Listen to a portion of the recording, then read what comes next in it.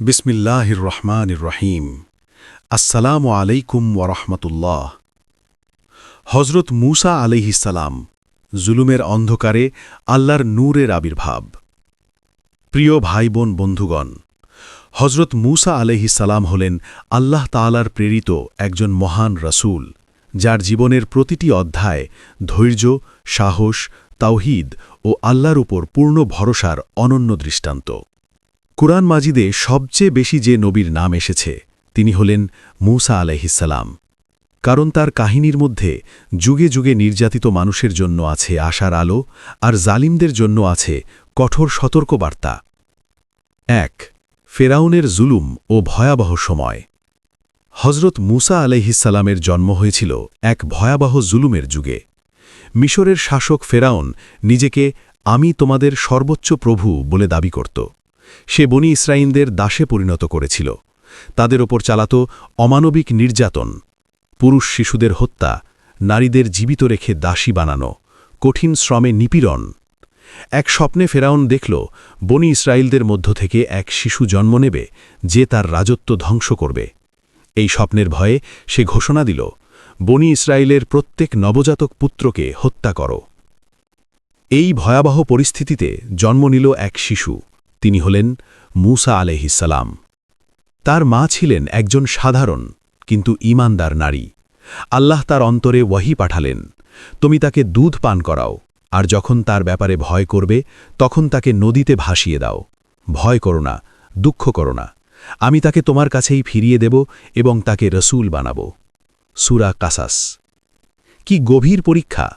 একজন মা তার সন্তানকে নদীতে ভাসিয়ে দিচ্ছেন, কিন্তু ভরসা একমাত্র আল্লাহ। নাইল নদীর ঢেউ সেই শিশুকে নিয়ে গেল ফেরাউনের প্রাসাদে। ৩. শত্রুর ঘরেই লালন পালন। ফেরাউনের স্ত্রী আসিয়া রাদিয়াল্লাহু আনহা শিশুটিকে দেখে মুগ্ধ হয়ে গেলেন। তিনি বললেন, এ শিশু আমার ও তোমার চোখের শীতলতা, একে হত্যা করো না। এভাবেই আল্লাহ তার শত্রুর ঘরেই নিজের নবীকে নিরাপদে বড় করালেন। কিন্তু আল্লাহর পরিকল্পনা এখানেই শেষ নয়। শিশু মূসা আলাইহিসসালাম কোনো ধাত্রীকে দুধ পান করছিল না। অবশেষে আল্লাহর কুদরতে তার নিজের মাই ধাত্রী হিসেবে প্রাসাদে প্রবেশ করলেন।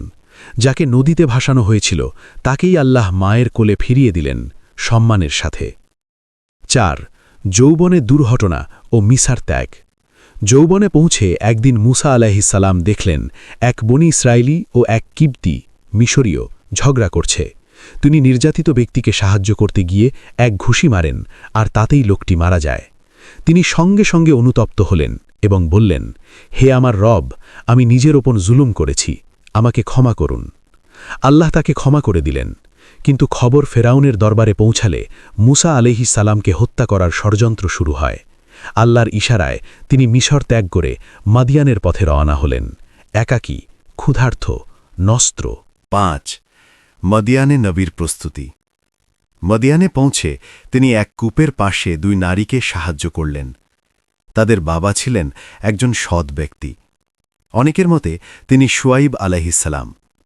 তার নৈতিকতা ও সততায় মুগ্ধ হয়ে তিনি মূসা আলাইহিসসালামকে নিজের কন্যার সাথে বিবাহ দেন এবং কয়েক বছর সেখানে কাজ করান। এই সময়টা ছিল তার জীবনের প্রশিক্ষণকাল। ধৈর্য, দায়িত্ব, পরিবার পরিচালনা, নরম হৃদয় ও শক্ত মনোবল। ৬. তুর পাহাড়ে নবুয়াত লাভ। মদিয়ান থেকে পরিবারসহ ফেরার পথে তুর পাহাড়ে পাশে তিনি আগুন দেখতে পেলেন। আগুনের কাছে যেতেই এক বিস্ময়কর ঘটনা ঘটল। আল্লাহ তাকে সম্বোধন করলেন, হে মূসা, আমি আল্লাহ, বিশ্বজগতের প্রতিপালক। সেখানেই তিনি নবুয়াত লাভ করলেন। তাকে দেওয়া হল দুটি বড় মুজিজা, লাঠি সাপে পরিণত হওয়া, হাত বগলে রাখলে উজ্জ্বল হয়ে ওঠা, এবং আদেশ দেওয়া হল, ফিরাউনের কাছে যাও, সে সীমা লঙ্ঘন করেছে। ৭. ফিরাউনের দরবারে সত্যের আহ্বান। মূসা আলাইহিসসালাম তার ভাই হারুন আলাইহিসসালামকে নিয়ে ফিরাউনের দরবারে গেলেন। বললেন, বনি ইসরাঈলদের মুক্ত করো এবং আল্লাহর ইবাদত করো। ফিরাউন অহংকার করে বলল, আমি কি তোমাদের প্রভু নই? সে মূসা আলাইহিসসালামের মুজিজাকে জাদু বলে দাবি করল। জাদুকরদের নিয়ে প্রতিযোগিতা আয়োজন করল। কিন্তু আল্লাহর কুদরতে মুসা আলাইহিসসালামের লাঠি তাদের সব জাদু গ্রাস করে নিল। জাদুকররা সঙ্গে সঙ্গে সেজদায় লুটিয়ে পড়ল। তারা ঈমান আনল। ৮ নির্যাতন, সবর ও আল্লাহর সাহায্য। ফিরাউন ঈমান আনা জাদুকরদের নির্মমভাবে হত্যা করল। বনি ইসরায়েলদের ওপর নির্যাতন আরও বাড়াল। আল্লাহ একের পর এক আযাব পাঠালেন। বন্যা, পঙ্গপাল, উকুন, ব্যাং, রক্ত। তবুও ফিরাউন অহংকার ছাড়ল না। ৯ সমুদ্র বিভক্ত হওয়ার মহাকাব্য। অবশেষে আল্লাহ আদেশ দিলেন, রাতে বনি ইসরায়েলদের নিয়ে বের হয়ে যাও। ফিরাউন বিশাল বাহিনী নিয়ে ধাওয়া করল। সামনে সমুদ্র, পিছনে শত্রু। মানুষ বলল, আমরা তো ধরা পড়ে গেলাম। মুসা আলাইহিসসালাম বললেন, না, আমার সাথে আমার রব আছেন, তিনি আমাকে পথ দেখাবেন। আল্লাহর আদেশে তিনি লাঠি মারলেন সমুদ্রে। সমুদ্র দ্বিখণ্ডিত হল, পাহাড়ের মতো দেওয়াল সৃষ্টি হল। বনি ইসরায়েল নিরাপদে পার হল। ফিরাউন ধাওয়া করতে গিয়ে সমুদ্রে ডুবে গেল চিরতরে। ১০ শিক্ষাসমূহ। হজরত মুসা আলাইহিসসালামের কাহিনী আমাদের শেখায়, আল্লাহর পরিকল্পনা মানুষের পরিকল্পনার ঊর্ধ্বে। ধৈর্য ও তাওয়াক্কুল কখনো ব্যর্থ হয় না। জুলুমের শেষ পরিণতি ধ্বংস। সত্যের পথে চললে সাহায্য আসবেই। যে আল্লাহ একটি শিশুকে নদীতে ভাসিয়ে শত্রুর ঘরে লালন করতে পারেন, সেই আল্লাহ আজও আপনার অসম্ভবকে সম্ভব করতে সক্ষম। শর্ত একটাই, আপনাকে মুসা আলাইহিসসালামের মতো আল্লাহর উপর ভরসা রাখতে হবে। হজরত মুসা আলাইহিসসালামের কাহিনী। মুক্তির পর পরীক্ষা, কৃতজ্ঞতার বদলে অবাধ্যতা। ফেরাউনের সমুদ্রডুবির মধ্য দিয়ে বনি ইসরায়েল ইতিহাসের এক ভয়াবহ অধ্যায় থেকে মুক্তি পেয়েছিল। শতাব্দীর দাসত্ব শেষ হল। তাদের চোখের সামনে আল্লাহর এমন স্পষ্ট সাহায্য প্রকাশ পেয়েছিল, যা দেখে পাহাড়ও কেঁপে ওঠার কথা। কিন্তু মানুষের অন্তর যদি পরিশুদ্ধ না হয়, তবে মুক্তির পরেও শুরু হয় নতুন পরীক্ষা। এই সত্যটাই প্রমাণ করে বনি ইসরায়েলের পরবর্তী জীবন। মুক্তির পরপরই ঈমানের দুর্বলতা। সমুদ্র পার হওয়ার কিছুদিনের মধ্যেই বনি ইসরায়েল এমন এক জাতির পাশ দিয়ে গেল, যারা মূর্তি পূজা করত। তারা সঙ্গে সঙ্গেই মুসা আলাইহিসসালামকে বলল, হে মুসা, আমাদের জন্যও একটি উপাস্য বানিয়ে দিন, যেমন এদের আছে। কথা শুনে মুসা আলাইহিসসালাম বিস্মিত ও ব্যথিত হলেন। তিনি বললেন, তোমরা তো এমন জাতি যারা অজ্ঞতা অবলম্বন করছ। এটাই ছিল প্রথম বড় সতর্কবার্তা। মুক্তি পেলেই অন্তরের শির্ক দূর হয় না, তার জন্য প্রয়োজন শিক্ষা ও আত্মশুদ্ধি। তুর পাহাড়ে ৪০ রাত অবস্থান। আল্লাহ মুসা আলাইহিসসালামকে তুর পাহাড়ে ৪০ রাত অবস্থান করার জন্য ডাকলেন। উদ্দেশ্য ছিল তাওরাত প্রদান, জাতির জন্য আইন ও হেদায়েত। তিনি যাওয়ার আগে হারুন আলাইহিসসালামকে দায়িত্ব দিয়ে বললেন, আমার অনুপস্থিতিতে তুমি আমার জাতির দেখাশোনা করো। কিন্তু মানুষ যখন ধৈর্য হারায়, তখন শয়তান সুযোগ নেয়। স্বামীর ফিতনা ও স্বর্ণ বাছুর। মুসা আলাইহিসসালামের অনুপস্থিতিতে এক ব্যক্তি স্বামীরই ফিতনা ছড়াল। সে সবার কাছ থেকে অলংকার সংগ্রহ করে একটি স্বর্ণ বাছুর বানাল, যার ভেতর বাতাস ঢুকে শব্দ হতো। সে বলল, এই তোমাদের উপাস্য এবং মুসারও। অনেকেই বিভ্রান্ত হয়ে সেই বাছুর পূজা শুরু করল। হারুন আলাইহিসসালাম তাদের থামানোর চেষ্টা করলেও তারা শুনল না। মুসা আলাইহিসসালামের প্রত্যাবর্তন ও কঠোর প্রতিক্রিয়া। যখন মুসা আলাইহিসসালাম ফিরে এলেন, তিনি দেখলেন যে জাতিকে তিনি মুক্ত করেছেন তারা শিরকে লিপ্ত। রাগ ও দুঃখে তিনি তাওরাতের ফলক ফেলে দিলেন এবং হারুন আলাইহিসসালামের দাড়ি ধরে বললেন, তুমি কেন তাদের থামালে না? হারুন আলাইহিসসালাম শান্তভাবে বললেন, আমি ভেঙে যাওয়ার ভয় করেছিলাম, হে আমার ভাই। মুসা আলাইহিসসালাম বুঝলেন আসল অপরাধী স্বামীরই। স্বামীর শাস্তি ও তওবার আদেশ। স্বামীকে জিজ্ঞাসা করা হলে সে বলল, আমি এমন কিছু দেখেছি যারা তারা দেখেনি। মুসা আলাইহিসসালাম বললেন, তুমি চলে যাও, তোমার শাস্তি হল তুমি বলবে, আমাকে স্পর্শ করো না। স্বর্ণ বাছুর গলিয়ে দেওয়া হল। এরপর যারা শিরকে লিপ্ত হয়েছিল তাদের জন্য কঠিন তওবার নির্দেশ এল। নিজেদের মধ্য থেকে অপরাধীদের শাস্তি দিতে হবে। এটি ছিল এক কঠিন কিন্তু পরিশুদ্ধির পরীক্ষা। আল্লাহকে দেখার দাবি ও বজ্রাঘাত। পরবর্তীতে বনি ইসরায়েলের কিছু লোক বলল, আমরা আল্লাহকে প্রকাশ্যে না দেখা পর্যন্ত ঈমান আনব না। এই অধ্যত্বের কারণে তাদের উপর বজ্রাঘাত নেমে আসে, তারা অজ্ঞান হয়ে পড়ে। মূসা আলাইহিসসালাম আল্লাহর কাছে দোয়া করলেন, আল্লাহ তাদের পুনরুজ্জীবিত করলেন, আরও একবার সুযোগ দিলেন। ৭ মান্না ও সালওয়া, আসমানি রিজিক। মরুভূমিতে আল্লাহ বনি ইসরায়েলদের জন্য বিশেষ নিয়ামত পাঠালেন। মান্না, আসমান থেকে নেমে আসা খাদ্য। সালওয়া, বিশেষ প্রকার পাখির মাংস। তবুও তারা অভিযোগ করল, আমরা এক ধরনের খাবার আর সহ্য করতে পারছি না। এই অকৃতজ্ঞতা আল্লাহর নিয়ামতের প্রতি অবজ্ঞার উদাহরণ। কুদসের পথে ভয় ও অবাধ্যতা। আল্লাহ তাদের কুদস বা পবিত্র ভূমি দখলের আদেশ দিলেন, কিন্তু তারা বলল, ওখানে শক্তিশালী জাতি আছে, তুমি আর তোমার রব গিয়ে যুদ্ধ করো, আমরা এখানে বসে থাকব। এই কথায় মূসা আলাইহিসসালাম গভীর কষ্ট পেলেন। ফলাফল ৪০ বছর তারা মরুভূমিতে ঘুরে বেড়াল। ৯ শিক্ষা ও উপলব্ধি। এই পর্ব আমাদের শেখায়, আল্লাহর নিদর্শন দেখেও মানুষ পথভ্রষ্ট হতে পারে। নবীর সান্নিধ্যেও কাজে আসে না যদি অন্তর পরিশুদ্ধ না হয়। ধৈর্য, কৃতজ্ঞতা ও আনুগত্য ছাড়া মুক্তি টেকে না। বন্ধুগণ, মূসা আলাইহিসসালাম শুধু ফেরাউনের বিরুদ্ধে লড়েননি, তিনি লড়েছেন নিজের জাতির অবাধ্যতার সাথেও।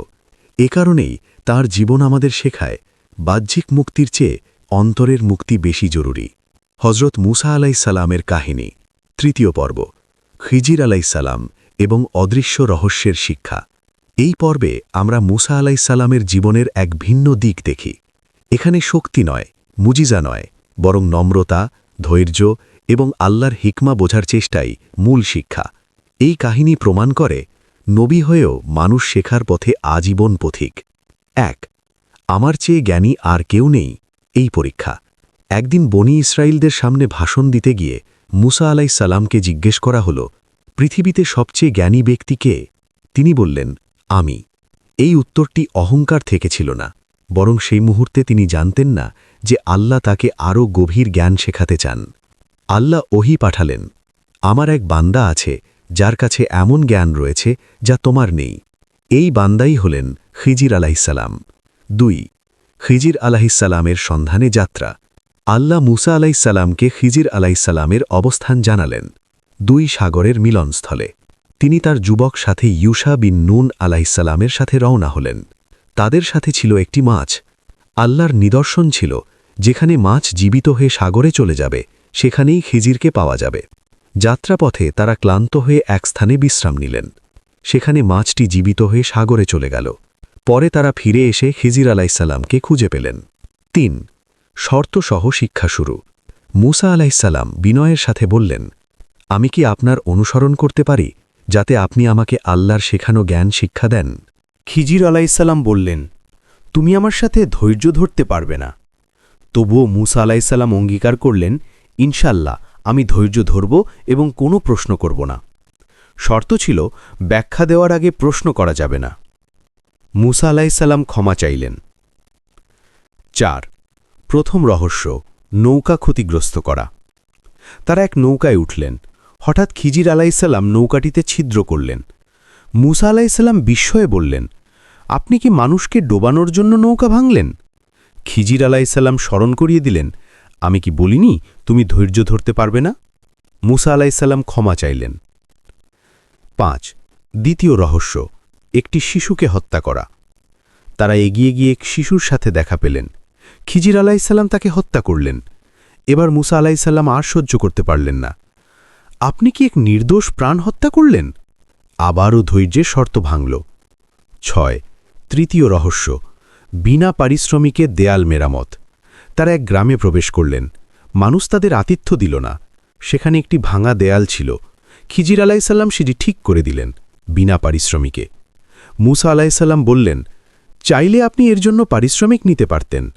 এবার খিজির আলাইহিসসালাম বললেন, এখানেই আমাদের বিচ্ছেদ। ৭ রহস্য উন্মোচন, আল্লাহর হিকমা। এবার খিজির আলাইহিসসালাম প্রতিটি ঘটনার ব্যাখ্যা দিলেন। নৌকা ভাঙার কারণ, এক জালিম রাজা ভালো নৌকা জোর করে কেড়ে নিত। নৌকাটি ক্ষতিগ্রস্ত হওয়ায় সেটি রক্ষা পেল। শিশুকে হত্যা, সে বড় হয়ে পিতামাতাকে কুফর ও সীমালঙ্ঘনে ঠেলে দিত। আল্লাহ তাদের বদলে উত্তম সন্তান দেবেন। দেয়াল মেরামত, দেয়ালের নিচে ছিল 2 এতিম শিশুর সম্পদ। তাদের বাবা ছিলেন সৎ ব্যক্তি। আল্লাহ চাইলেন তারা বড় হলে সম্পত্তি পাবে। ৮ গভীর শিক্ষাসমূহ। এই কাহিনী আমাদের শেখায়, আমরা যা দেখি তাই পুরো সত্য নয়। আল্লাহর সিদ্ধান্তে কখনো অন্যায় থাকে না। ধৈর্য না থাকলে গভীর জ্ঞান বোঝা যায় না। ক্ষতি মনে হওয়া ঘটনাই কখনো কল্যাণের শুরু।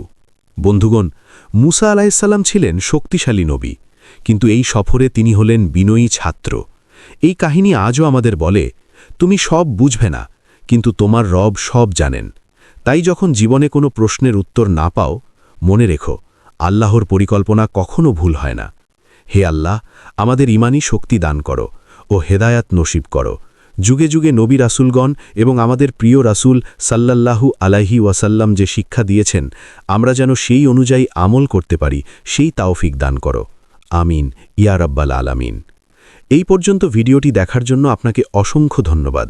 ভালো লাগলে লাইক, শেয়ার এবং ফলো দিয়ে উৎসাহিত করবেন এবং এই রকম নবী রাসূলদের কাহিনী বন্ধুবান্ধব এবং আপনার সন্তানদেরকে জানতে আগ্রহী করবেন এবং সাবস্ক্রাইব করে পাশে থাকবেন, যাতে এই ধরনের ভিডিও আপনাদের কাছে পৌঁছে দিতে পারি। এই রকম ভিডিও দেখে আমাদের অন্তর আত্মাকে পরিশুদ্ধ করতে পারি। আসসালামু আলাইকুম ওয়া রাহমাতুল্লাহ।